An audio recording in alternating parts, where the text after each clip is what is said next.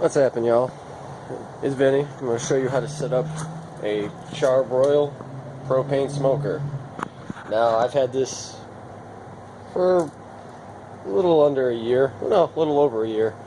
And it's super easy to use, and it only costs like 120 bucks. Better than the electric ones. Yes, you have to put some time into it because, you know, it doesn't have an automatic feed like some of the electrics, but that's fine. It does get a lot of use. Alright, now it's already set up. I got the water in the water tray and some applewood chips in the chip holder. I don't know what the hell that's called. Now, you don't have to wet these for this one. It even says on the package. Now, when you're smoking, I always use applewood smoking chips. You can use mesquite or hickory. I think I actually have, see? Got some hickory ones, and there might be some mesquite around here. Now, what I'm about to do is kind of preheat this thing. Let me move this out of the way. My water pitcher. I can find a spot for it. Back the other way. Grab this. Now, turn my propane on. Ta-da! Now, see that lit? No, it did not.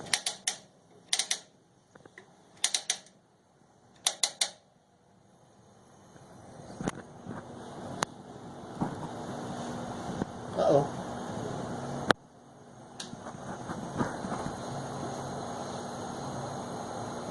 Okay, it did light.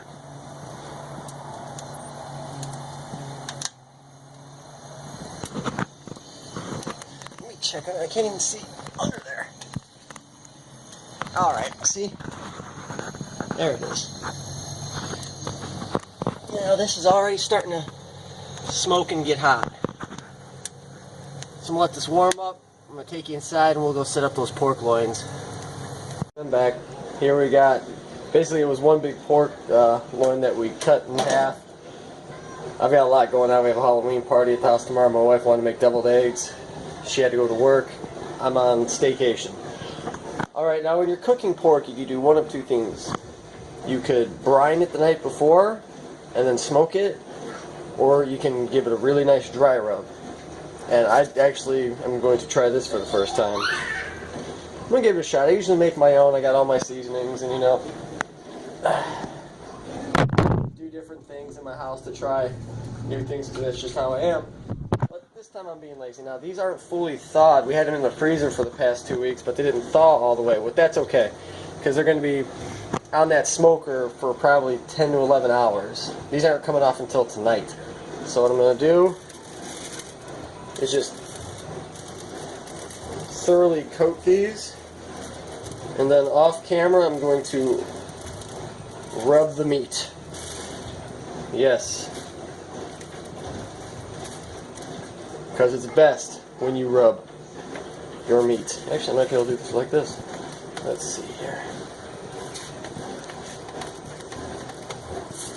Flip. You want to get both sides if at all possible. And the best part is, as you're rubbing, and when you flip them, you can actually mash the meat into the stuff that fell off earlier, see? Sorry, I'm paying more attention to my meat than the camera because I am feeding 50 or so guests.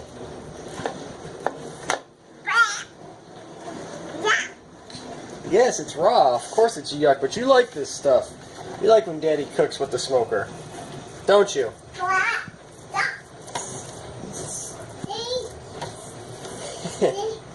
It's very strong. You're right, G. Yes, I called my son G, short for Giovanni. The eggs are going to be deviled eggs, dude. Yeah. Yuck. You never had deviled eggs. How can you say yuck without... Don't you touch that. There you go. No, they're pretty well coated. The fat side is okay. But these are well and truly skookum, as Av would say on his awesome channel. Alright, so throw these on the smoker, and we'll check on that in a little bit. It's been going for about an hour now.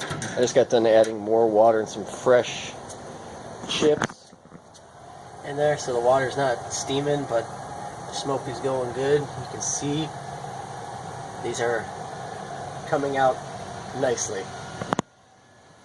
Check back in a little while. Outside, these have been smoking nicely. About 150 degrees for 4 hours. Of course, I've been checking the water and adding chips. Let's take a look at these bad boys. As you can see, they are cooking nicely. The steam is keeping these things moist, and they're going to have that very nice smoke ring when they are done. Alright, we'll check back in about 2-3 hours. This is going to be a 10-hour job. Alright, it's nighttime. Dogs are roaming the backyard. Cheap. I put these on at around 12. It is just after 6 o'clock. I don't know if you can see that damn light's in the way, but yeah, it's sitting just over 150 degrees still. Still got the smoke chugging out the top. Just refilled it with some more water, because got to keep the pork loins nice and tender. Woo. And there you go. They are smoking up nicely. So I don't know if I'm going to keep them in here till 10 o'clock, do the full 10, or just stick with 8. But for the last 30 minutes or so, I'm going to crank the heat up to about 225 just to put the finishing, you know, burst in there so I can get the internal temperature up. I'm going to cut it up, shred it, and then I'm going to put it in the fridge and then throw it in a crock pot tomorrow with some barbecue sauce for part of it, and the rest of it will just be the dry rub pulled pork for sandwiches for this Halloween party. Alright, see you in either 2 or 4 hours. As you can see, it's nighttime and it's gotten windy here in Indiana. I have turned the heat up on this. It was at 200. I just opened and checked them, but these bad boys are done. I moved one down the rack a little bit just so I can get a little bit more heat, but they're both cooked very well through.